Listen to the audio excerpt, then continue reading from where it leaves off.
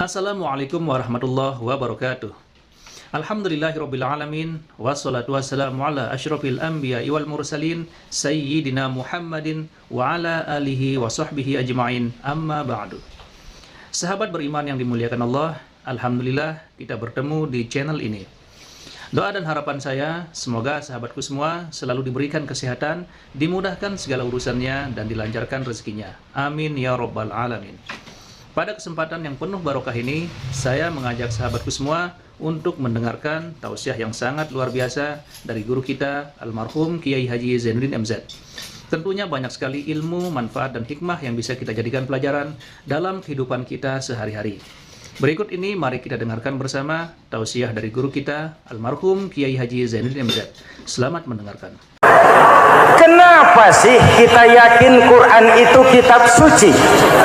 Pertama, ajarannya sesuai dengan fitrah manusia. Suatu kitab dinamakan suci kalau konsep ajarannya sesuai dengan fitrah. Contoh, ini laki-laki ini seneng nggak sama perempuan? Normal. Kalau nggak seneng, saya ragu-ragu. Perempuan seneng nggak sama laki-laki?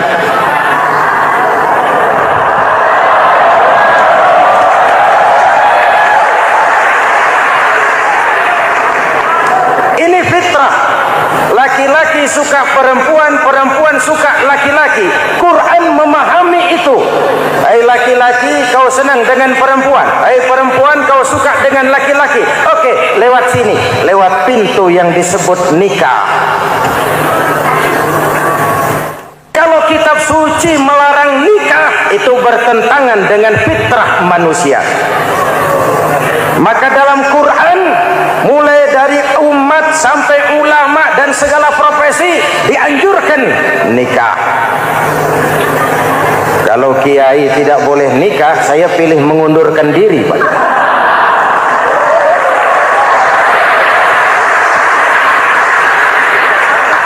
Itu bertentangan dengan fitrah. Lagian mubazir dikasih perabotan nggak dipakai.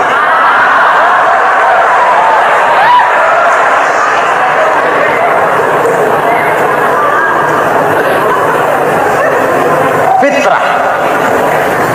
Contoh lagi, manusia perlu makan. Kalau ada kitab suci menyuruh puasa terus dari pagi sampai sore sampai malam sampai pagi lagi, eta teh kitab gelo.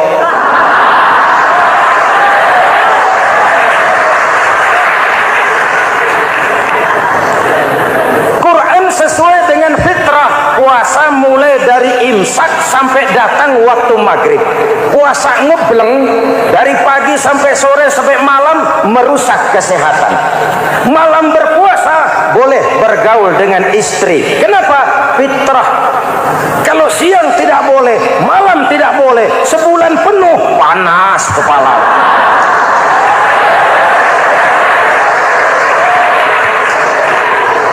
Rontok rambut. Hadirin yang saya hormati, itu yang pertama. Yang kedua, kita yakini Quran sebagai kitab suci karena isinya tidak saling bertentangan, konsekuen, konsisten. Kalau ada satu kitab, di satu ayat mengajarkan Tuhan Esa, di lain ayat mengajarkan tiga, liar itu mah. Kitab suci isinya paradoks. Bagaimana kitab suci isinya saling bertentangan? Di ayat manapun sekali Quran berkata Allah itu Esa, selamanya Esa. Isinya tidak saling bertentangan. Lalu yang ketiga, kita yakini Quran kitab suci karena dia bersih dari intervensi manusiawi. Sejak turunnya Al-Quran menantang, jikalau kamu ragu terhadap Quran yang kami turunkan kepada hamba kami Muhammad, kamu anggap itu cuma bikinan Muhammad. Kalau Muhammad bisa, kamu tentu bisa.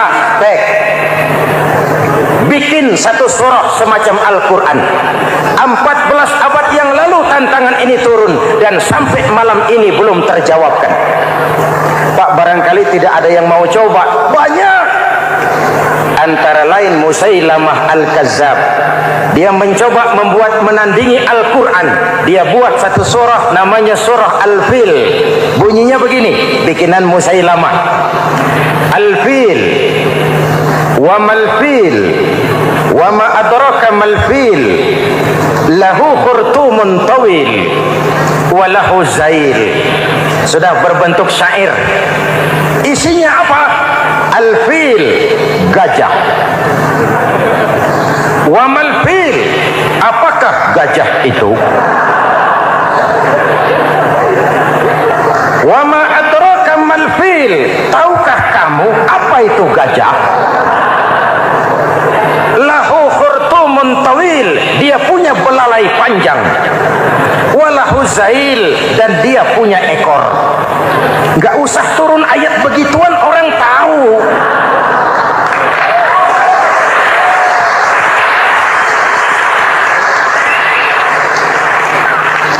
Kalau redaksi mendekati, maka isi jauh panggang dari api. Kitab suci bersih dari campur tangan manusiawi. Maka Al-Quran, ke bahasa apapun dia diterjemahkan, naskah aslinya tetap ikut. Dia boleh diterjemahkan ke bahasa Sunda, bahasa Jawa, bahasa Padang, bahasa Inggris, bahasa Jerman, bahasa Belanda, naskah aslinya tetap ada. Kenapa? Bahasa ke bahasa perbedaannya sering frontal. Kalau dari gelas menjadi gelas, eta mah caket. Dari lem menjadi lampu, itu masih serumpun. Tapi cokot Sunda dengan cokot Jawa itu jauh bedanya. Atos Sunda dengan atos Jawa itu jauh. Ulama Sunda sama ulama Jawa nggak pernah akur kalimat atos ini.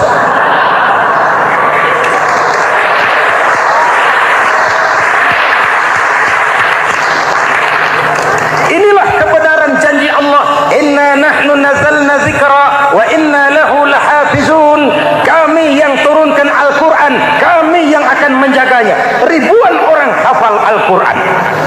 Lalu apa pesan-pesan misi utama Al-Quran?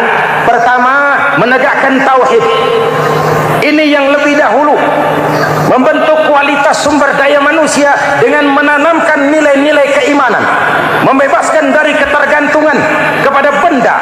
Ya ayyuhan nasu ubudu rabbakumul ladzi khalaqakum. Hai manusia, Tuhanmu yang perlu kau sembah hanyalah Tuhan yang telah menciptakan kamu. Jangan menyembah Tuhan yang tidak pernah menciptakan kamu. Mengapa kau menyembah harta padahal dirimu lebih berharga dari harta?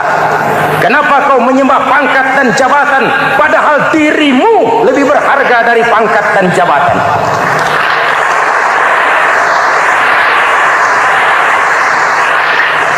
Diajak rasio berpikir, Tuhanmu yang perlu kau sembah hanyalah Tuhan yang menciptakan kamu.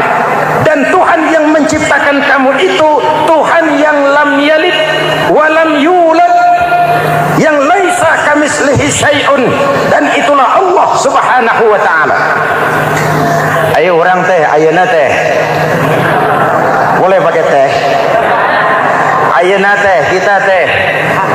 Kalau kepada syirik jali, syirik yang terang-terangan, insya Allah tidak. Nyata-nyata menyembah berhala, tidak. Nyata-nyata menyembah pohon, tidak. Nyata-nyata berkeyakinan Tuhan lebih dari satu, tidak. Tapi kita sering terjebak pada syirik kecil, syirik khafi, syirik yang tersamar.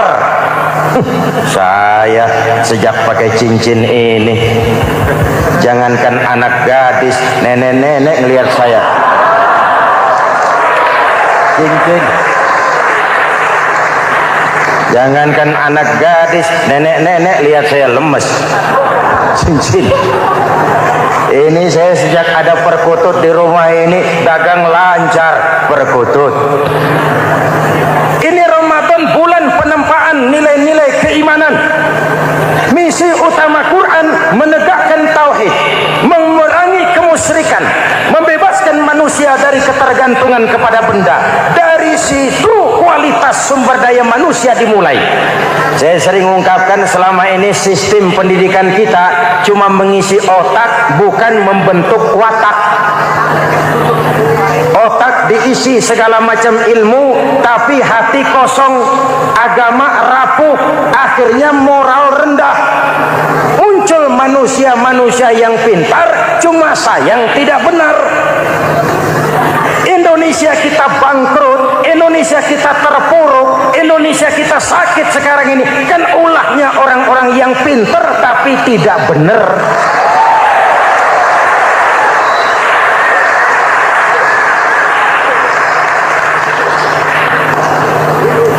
Dan kalau saya bicara kayak begini, ini bukan pidato politik, ini nurani politik naon kadut.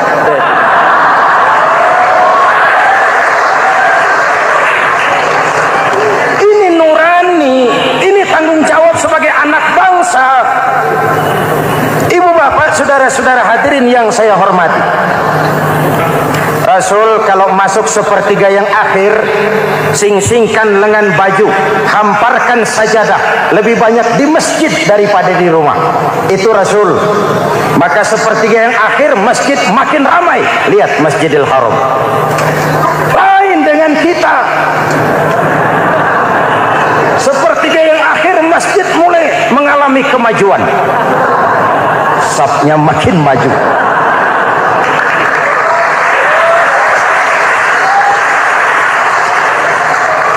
Pasar ramai, terminal beludak.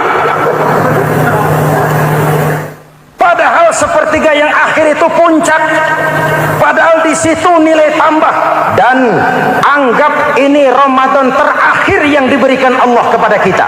Kenapa? Memang tidak ada jaminan tahun depan ketemu Ramadan lagi.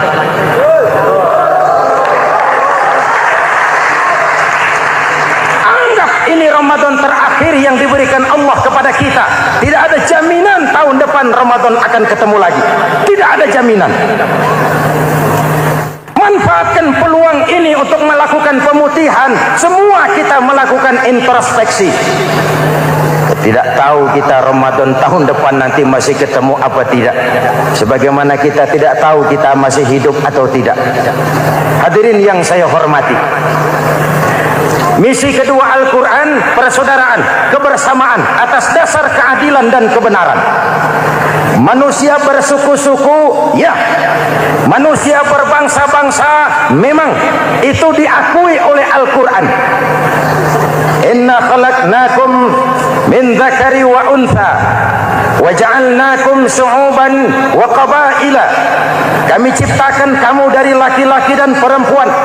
Kami jadikan kamu bersuku-suku dan berbangsa-bangsa. Apa tujuannya? Agar kamu saling mengenal satu dengan yang lain. Persaudaraan, kebersamaan atas dasar keadilan dan kebenaran. Yang terlepas dari ras. Dari manapun orang datang, apapun warna kulitnya, dari suku apapun ia dilahirkan, kalau akidahnya sama, itu kan saudara kita.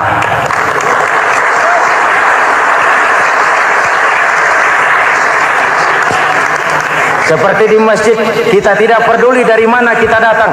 Yang datang dari kidul, madhab ngulon mang. Yang datang dari sebelah lor, madhab ngulon mang. Yang datang dari sebelah wetan, madhab kulon mang. Yang datang dari kulon, madhab ngulon. Bukan soal dari mana kau datang, tapi satu arah menghadapmu. Kau mau Betawi, mau Sunda, mau Jawa, mau Padang, mau Aceh, mau Batak, mau Ambon, kita satu nusa, satu bangsa, satu bahasa. Marilah kita jadi lem perekat buat lingkungan kita. Di saat keutuhan kita sebagai bangsa sedang dalam ujian berat. Semangat kebersamaan atas dasar keadilan. Tidak ada mayoritas menekan minoritas. Umat Islam itu kalau besar, dia mampu melindungi yang kecil. Kalau kecil, dia bisa menjaga diri. Tiap sholat Jumat khatib berpesan pada akhir khutbah kedua, innallaha ya'muru bil adli wal ihsan. Innallaha ya'muru bil adli wal ihsan. Allah memerintahkan kamu menegakkan keadilan dengan argumen, bukan dengan sentimen. Mengajak, bukan mengejek. Merangkul, tidak untuk tujuan memukul. Kalau sebagai bangsa kita utuh, kompak dan bersatu, saya yakin kita akan bisa mengatasi kesulitan-kesulitan sekarang ini.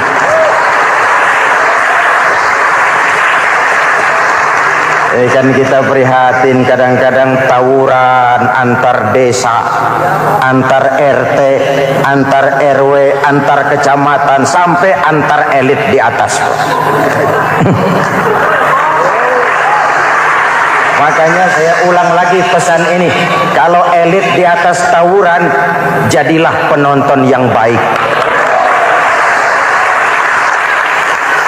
Saudara-saudara kaum muslimin yang saya cintai, kita prihatin, kita seakan tercabut dari akar budaya kita sebagai bangsa. Kenapa kita yang berfalsafahkan Pancasila, kenapa kita yang berketuhanan yang Maha Esa, tiba-tiba jadi beringas dan brutal? Ada maling ayam ketangkap, disiram bensin, dibakar hidup-hidup. Kok kita bisa begitu? Street justice, pengadilan jalanan mulai tegak. Iyalah kita tidak puas dengan kerja aparat kita, tapi jangan main hakim sendiri. Ini negara, bukan hutan.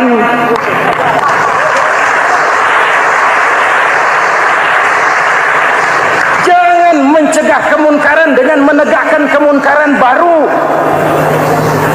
Oleh hal-hal yang sepele, yang mestinya kita bisa mencari jalan keluar dengan baik. Ayo luruskan saf, rapatkan barisan, satukan langkah, tautkan hati. Kita satu umat yang satu, diikat oleh Al-Quran. Hanya dengan kebersamaan kita akan mampu menata hari esok yang lebih baik atas dasar keadilan dan kebenaran. Dulu Muhammad Toha teriak takbir ngadepi Belanda. Bung Tomo teriak takbir ngadepi Belanda. Ayeuna takbir ngadepi batur sadulur salembur. Nanaunan.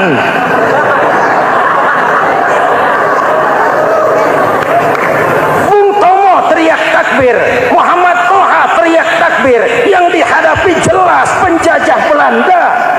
Kita ngadepi saudara sendiri, Allahu Akbar. Yang sana teriak Allahu Akbar, setan tepuk tangan di tengah. Yuk kita rukun yuk, kita kompak yuk, kita bersatu yuk, kita pulang yuk.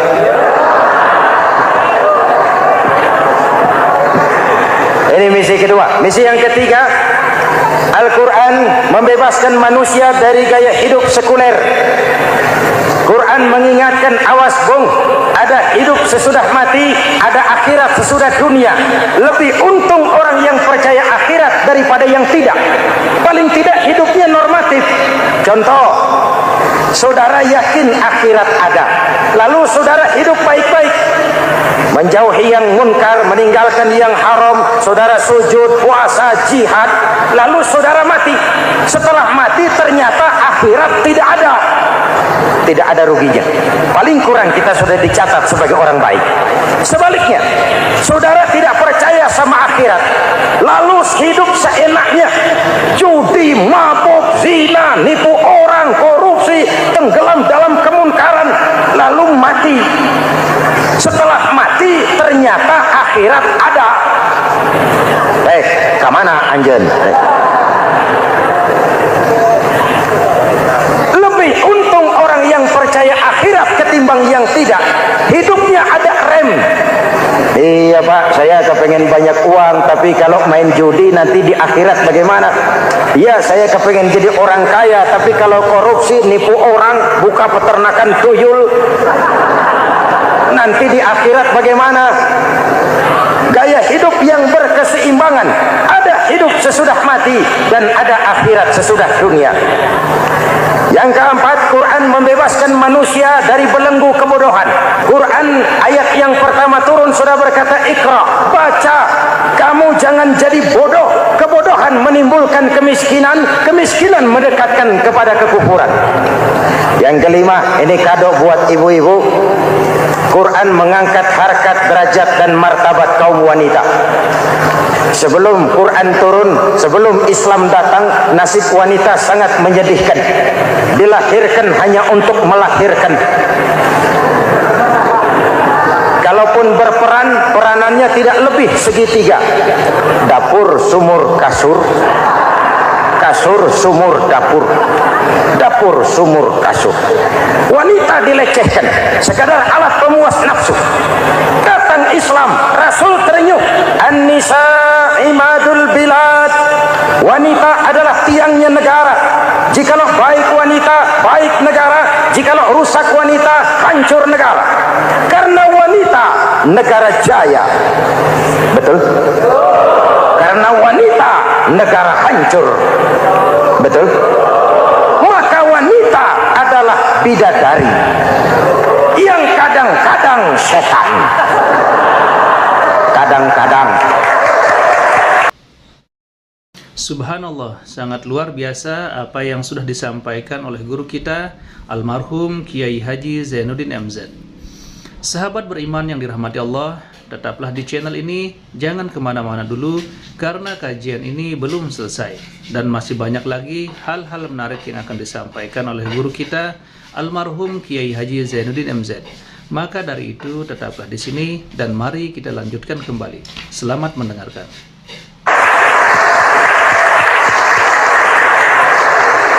Ini yang hadir di sini bidadari semua.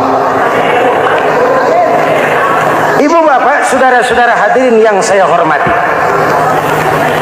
Lalu bagaimana sikap kita terhadap Al-Quran? Quran sendiri menjelaskan, "Tsumma awrasnal kitaba allazina istafaina min ibadina." Kemudian kami wariskan kitab Al-Quran yang kami pilih buat hamba-hamba kami yang terpilih. Luar biasa. Umatnya umat pilihan, Rasulnya Rasul pilihan, kitabnya pun kitab pilihan. Kami wariskan Al-Quran kepada hamba-hamba kami yang kami pilih. Bagaimana sikap mereka setelah menerima Al-Quran? Terbagi tiga. Pertama, faminhum zalimun linafsihi. Di antara mereka ada yang setelah menerima Al-Quran lalu zalim kepada dirinya sendiri. Diterimanya Al-Quran dengan lidahnya, tapi ditolak dengan perbuatannya. Mulutnya menjunjung Al-Quran, perbuatannya menginjak Al-Quran. Quran bilang ke barat, dia pergi ke timur. Quran bilang ke selatan, dia berangkat ke utara. Quran bilang haram, dia terjang. Quran bilang halal, dia tidak mau. Orang seperti itu tidak zalim kepada Allah, tapi zalim kepada dirinya sendiri. Mudah-mudahan kita yang termasuk golongan ini. Amin. Yang kedua, wa minhum muqtasid. Di antara mereka ada yang menerima Quran 50-50. Separuh-separuh. Yang enak dilaksanakan, yang berat ditinggal. Padahal pada sisi lain Quran mengajarkan masuklah ke dalam Islam secara total. Kafah, jangan separuh-separuh. Ini watak munafik. Kalau dilihat Islam menguntungkan, rame-rame teriak Islam. Ketika diminta berjihad, diminta berkorban, diminta zakat, rame-rame mengundurkan diri. Saya bangkrut pak, saya miskin pak, saya pailit pak. Mental itu dalam awal-awal Baqarah dijelaskan. Kullama adha'a lahum masyaw fih wa idza adlama alaihim qamu. Kalau terang mereka berangkat, kalau gelap mereka mandek. Itu ciri orang munafik beragama. Kalau Islam menguntungkan, rame-rame teriak Islam. Ketika diminta berjihad, berkorban, berjuang, rame-rame mengundurkan diri. Muqtasid. Golongan yang ketiga, ini yang ideal. Wa minhum sabiqum bil khairati biiznillah. Di antara mereka ada yang setelah menerima Al-Quran lalu berlomba-lomba mengamalkannya, berlomba-lomba melaksanakannya. Jangan sampai yang baca Quran dengan suara merdu dapat piala, yang mengamalkan Quran dengan konsekuen dapat penjara.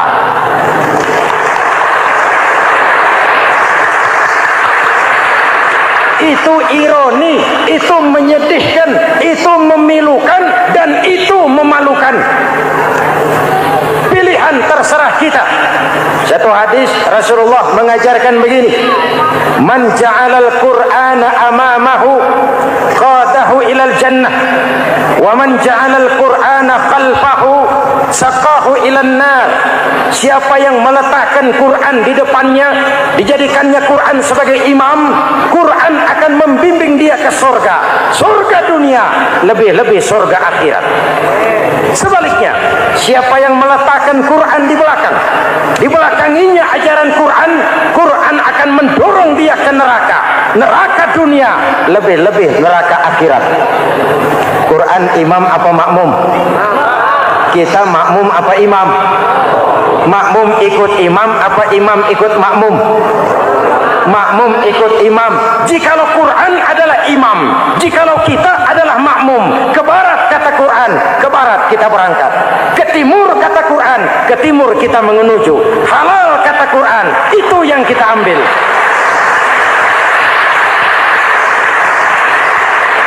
Mari kita jadikan Ramadan sebagai bulan di mana sedikit demi sedikit kita berupaya kembali menjadi generasi yang Qurani. Rasulullah pernah ditanya, kalau Tuhan wafat ya Rasul, kemana kami minta nasihat? Aku tinggalkan kamu dua nasihat. Satu yang diam saja, satu yang bisa bicara. Yang bisa bicara apa ya Rasul? Al-Quran. Minta nasihat Quran. Yang diam saja apa ya Rasul? Maut. Dalam hidup ada dua nasihat. Nasihat yang bisa bicara, Al-Quran. Nasihat yang diam saja, maut. Mau dagang, minta nasihat Quran. Mau bertetangga, minta nasihat Quran. Itu nasihat. Nasihat yang kedua, diam saja, tahu-tahu datang maut. Makanya anggap ini Ramadan terakhir yang diberikan Allah kepada kita, karena tahun depan tidak ada jaminan kita bertemu Ramadan. Manfaatkan 10 yang akhir untuk meningkatkan nilai ibadah kita kepada Allah Subhanahu wa taala. Alhamdulillahirrabbilalamin. Demikianlah kajian yang sangat luar biasa, kajian yang penuh ilmu, penuh hikmah, dan penuh manfaat yang bisa kita jadikan pelajaran dalam kehidupan kita sehari-hari. Sahabat beriman yang dimuliakan Allah, mari kita doakan guru kita, semoga beliau diampuni segala dosa-dosanya dan dilapangkan kuburnya. Amin ya rabbal alamin. Dan buat sahabatku semua yang sudah setia menonton tausiah ini sampai selesai, saya ucapkan terima kasih banyak. Semoga Allah Subhanahu wa taala senantiasa selalu melimpahkan rahmat dan karunia-Nya kepada sahabatku semua. Selalu diberikan kesehatan, dimudahkan segala urusannya, dan dilancarkan rezekinya. Amin ya rabbal alamin. Sahabat beriman yang dimuliakan Allah, cukup sampai di sini dulu. Sampai bertemu lagi di tausiah berikutnya.